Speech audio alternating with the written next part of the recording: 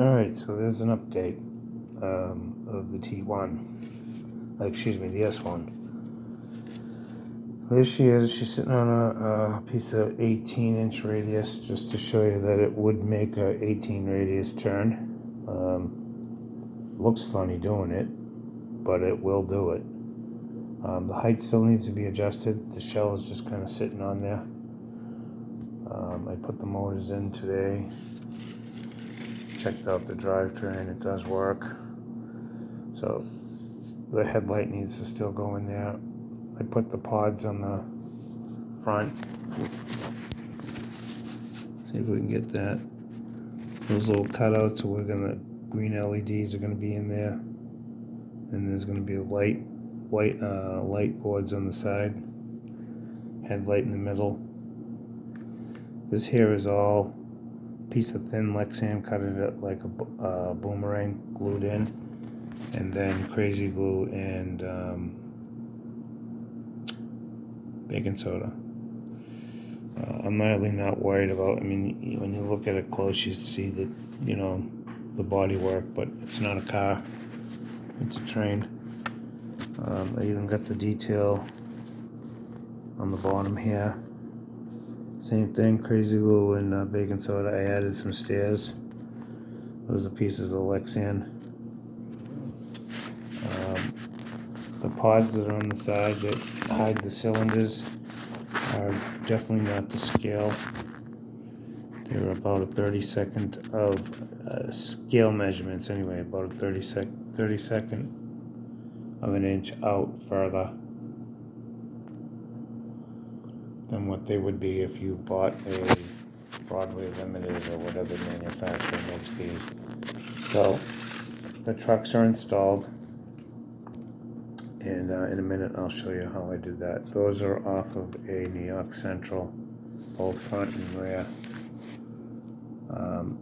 The original Rivarossi brackets that held the truck, I used two front ones. The back one I couldn't use. It was just, I couldn't manipulate it. So I sacrificed a front truck that had two axles. I sacrificed the bracket with the spring on it. So you'll see those lines.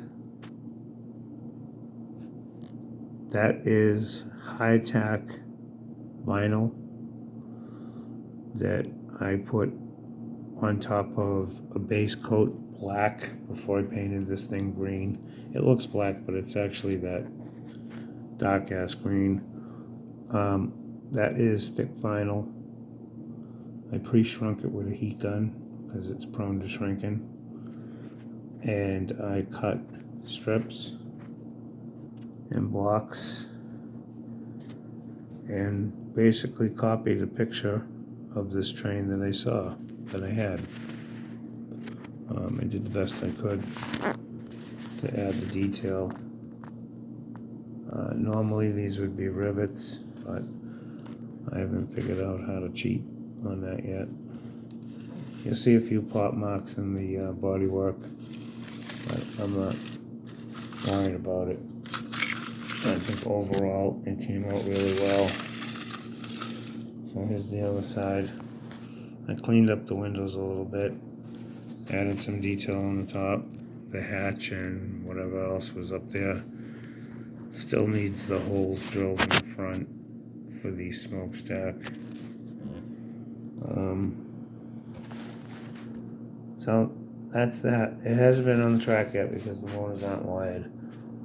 I did have it running across the table with no track, with the motors hooked up. I had them jury-rigged, so anyway, so that's that. As you can see, I already sliced open the spot there, and there's a hole for the LED, the little tiny miniature LED wire to go through, and then there's a cutout where a little tiny LED is going to sit in there, and a clear lens that I'm going to print on the numbers, and then a black background. The numbers will be white, so when the lights turn on, they'll shine through. I don't think I'm going to put DCC in this. I think I'm going to do it like I did the Hiawatha and the T1. I'm just going to run it DC, especially where this has two motors. In order for me to, I got to buy an expensive decoder to run two motors, because I can't use a $40 decoder. It just it wouldn't work. Not to mention, I have no idea how it will. The back reading of the motor, I don't know how two motors would affect the chuffing. So for now we're gonna leave it the way it is. So that's that. Now I'm gonna put the camera down here for a second, pull the shell off, and show you what's going on in there.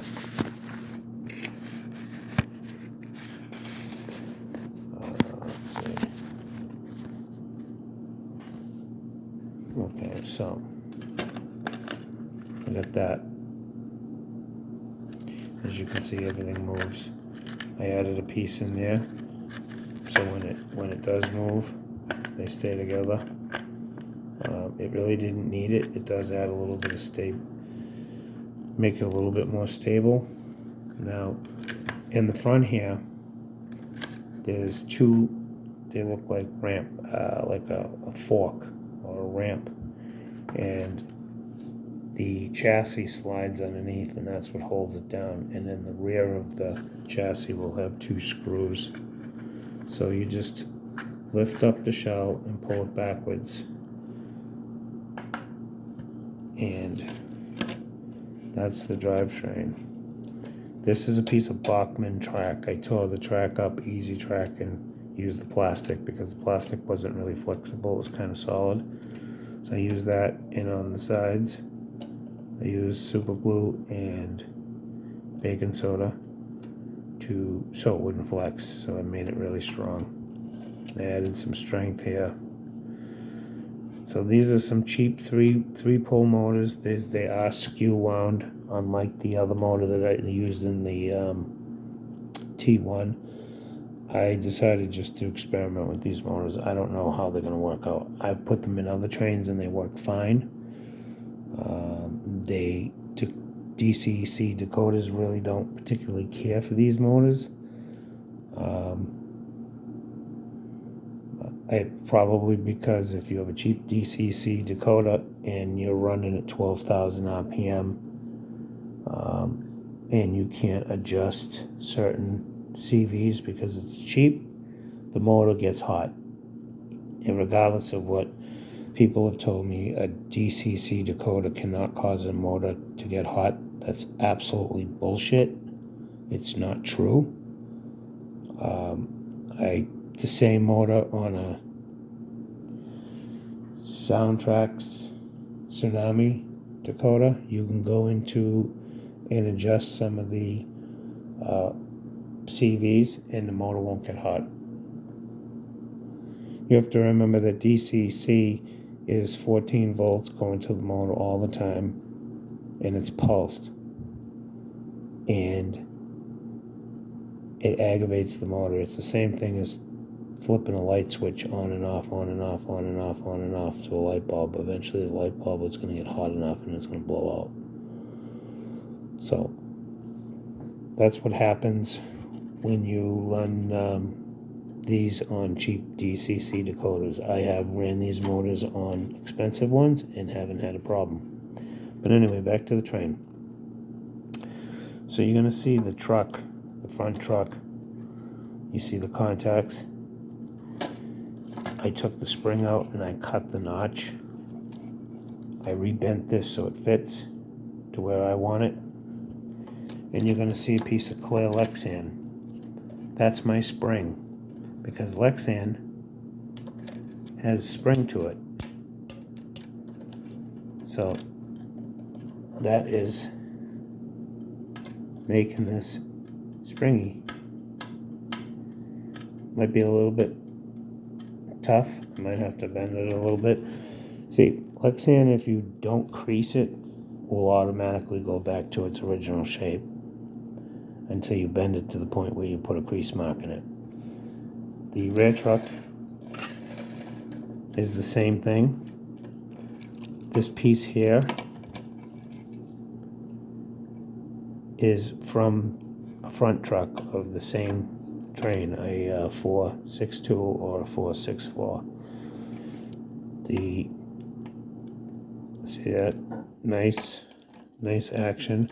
As you see, I had to chop all the bottom part of the frame out because I didn't need a restriction.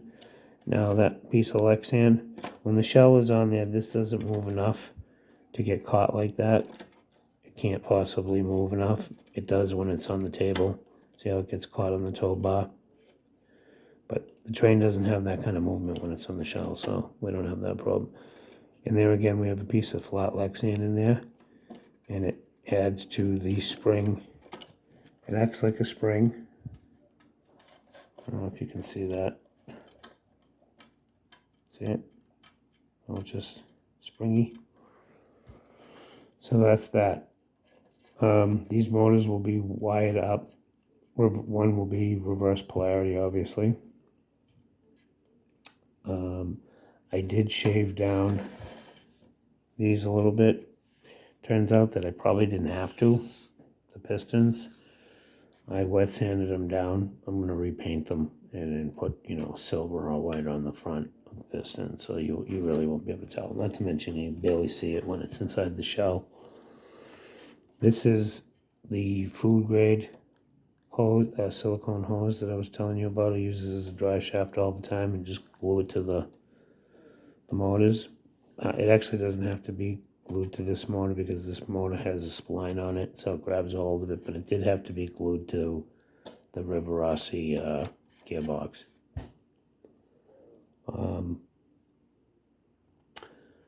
I didn't have a nut, so what's holding that on is a plastic nut that I made. I cut a piece of plastic, drilled a little tiny hole in there, and then threaded it in. It does make a connection because there is a washer underneath there. I've already tested it. So it does have electrical connection to the front and the back. The tow bar, I had to move. It was originally here. So I cut the plastic out and I saved the insulator that used to insulate it from the frame. And the rivet, the top of the rivet was broken off, obviously, because I cut it, but it pushed through enough where I super glued it with baking soda, you guessed.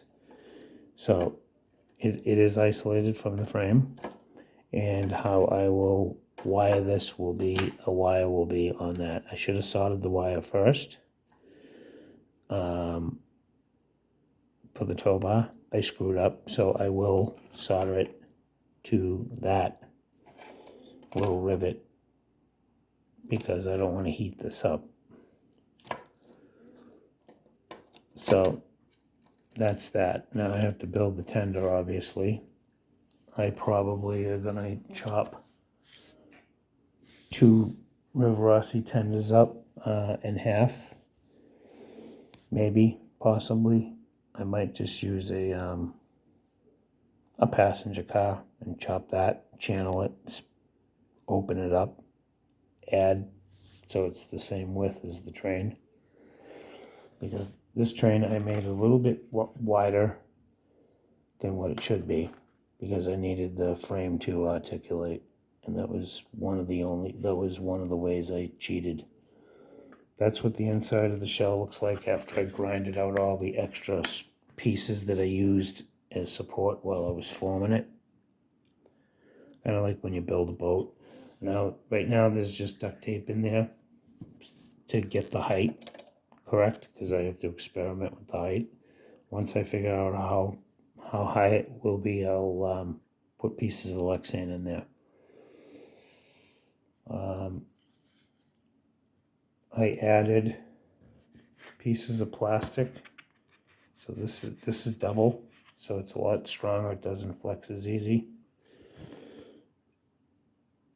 And I think that's it. Now the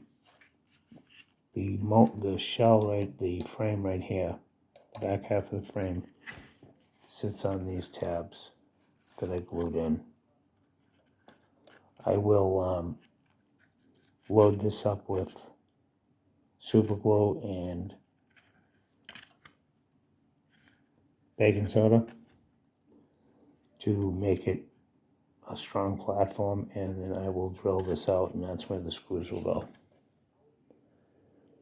So that's pretty much it. The height, I think, is pretty close. Unfortunately, Lexan is a little tricky when you're working with it. It does, when you're gluing it, if you pull a certain way, it will twist. So the body has a slight twist to it. So to adjust that, I have to fiddle with the spots where you saw the duct tape. And I haven't done that yet. There's no weight in the train yet. There will be. Once there's weight in it, it'll be a little bit more stable. So that's pretty much it.